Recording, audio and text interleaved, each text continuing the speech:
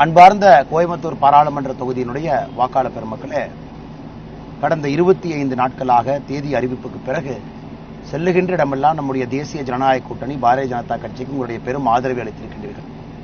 மாற்றத்தின் பக்கம் நின்று கொண்டிருக்கின்றீர்கள். கோவை வளர வேண்டும் என்றால் மோடி அவர்களுடைய பிரதிநிதி கோயம்புத்தூருக்கு வேண்டும் என்று ஒரே மனதோடு முடிவெடுத்திருக்கின்றீர்கள். நாம் பார்த்துக் கொண்டிருக்கின்றோம். நம்முடைய எதிர்க்கட்சி நண்பர்கள் எல்லாம் உங்களை ஏலம் விட்டுக் கொண்டிருக்கின்றார்கள். ஒரு இடத்துல 1000, ஒரு இடத்துல 500, ஒரு இடத்துல 250 ஆடு மாடுகளை போல ஏலம் விட்டுக் கொண்டிருக்கின்றார்கள். ஆனால் அவர்களுக்கு கோயம்புத்தூர் மக்களை பற்றி இன்னும் புரியவில்லை, மக்களுடைய தன்மானத்தை பற்றி தெரியவில்லை.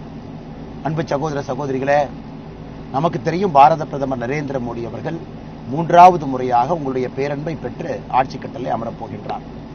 அவர் 3வது முறையாக வரும் பொழுது அவருடைய மக்கள் பிரதிநிதி, உங்களுடைய மக்கள் பிரதிநிதி எல்லோரும் உங்களுக்காக உழைக்க வேண்டும். நம்முடைய அரசு மக்கள் பிரதிநிதிகளாக மேலே இருப்பார்கள், மந்திரிகளாக. உங்களுடைய மக்கள் பிரதிநிதி பாராளுமன்ற உறுப்பினராக உங்களுக்கு தேவையான உரிமைகளை கேட்டு பெற்று தர வேண்டும். இதுதான் ஜனநாயகத்தினுடைய நியதி. அன்பு சகோதர சகோதரிகளே, ஆனால் இன்று நாம் பார்க்கின்றோம், திராவிட முன்னேற்ற கழகம் அவர்கள் செய்ய வேண்டிய வேலையெல்லாம், மாநில அரசினுடைய வேலையெல்லாம் கோயம்புத்தூருக்கு தேர்தல் வாக்குறுதியாக கொடுத்திருக்கின்றார்கள். 33 மாத காலமாக செய்யவில்லை, வரப்போகின்ற காலத்திலும் செய்ய போவதில்லை என்று உங்களுக்கு தெரியும். இந்த நேரத்திலே உங்கள் வீட்டு பிள்ளை, உங்கள் அன்பு தம்பி அண்ணாமலை உங்கள் முன்னால் நின்று கொண்டிருக்கின்றேன். நம்முடைய பாரதிய ஜனதா கட்சியினுடைய சொந்தங்கள் எல்லாம் உங்கள் முன்னால் நின்று கொண்டிருக்கின்றார்கள். தேசிய ஜனநாயக கூட்டணியினுடைய கட்சி தலைவர்கள், தொண்டர்கள் எல்லாம் உங்கள் முன்னால் நின்று கொண்டிருக்கின்றார்கள். நிச்சயமாக நீங்கள் மாற்றத்தின் பக்கம் நிற்பீர்கள். நாங்கள் உங்களுக்கு 500 நாட்கள்ல 100 வாக்குறுதிகள் அளித்திருக்கின்றோம். சிறு குறு தொழிற்சாலைகள் இருக்கக்கூடிய நண்பர்களுக்கு, விவசாய பெருமக்களுக்கு, இல்லத்தரசிகளுக்கு, விசைத்தறி நெசவில் இருக்கக்கூடிய எல்லா நம்முடைய பேரன்பு மிக்க சகோதர சகோதரிகளுக்கு, ஏழை தாய்மார்களுக்கு, இளைஞர்களுக்கு எல்லோருக்கும் எங்களுடைய வாக்குறுதி உங்கள் முன்னால் நின்று கொண்டிருக்கிறது. நிச்சயமாக 500 நாட்கள் அந்த 100 வாக்குறுதியும் நிறைவேற்றி காட்டுவோம். அது மட்டுமில்லை, கோயம்புத்தூர் ஒரு புதிய கோவையாக உருவாக்கி காட்டுகின்றோம். அது எங்களுடைய சத்தியமாக நீங்கள் எடுத்துக் கொள்ளுங்கள்.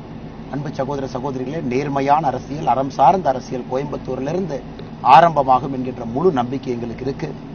இத்தனை ஆண்டு காலமாக ஆண்ட கட்சிகள், ஆளுகின்ற கட்சிகள் கடைசி 2 நாட்கள்ல அவர்கள் சம்பாதித்த பணம், கள்ளச்சாராயம் மூலமாக, சாராயம் மூலமாக, கஞ்சா மூலமாக மக்களுடைய உழைப்பை எல்லாம் பிழிந்து சம்பாதித்த பணத்தை நம்மிடம் கொண்டு வந்து குவித்துக் கொண்டிருக்கின்றார்கள். அதையெல்லாம் நீங்கள் நிராகரிப்பீர்கள். ஒரு சரித்திர வெற்றியை நம்முடைய பாரத பிரதமர் நரேந்திர மோடி அவர்களுக்கு ஜூன் 4ஆம் தேதி அளிப்பீர்கள் என்கின்ற முழு நம்பிக்கை இருக்கு.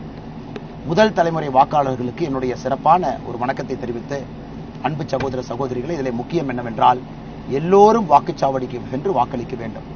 பாரத பிரதமருடைய ஓட்டும் ஒரு கூலி தொழிலாளியுடைய ஓட்டும் சமம். அதுதான் இந்த ஜனநாயகத்தினுடைய நியதி.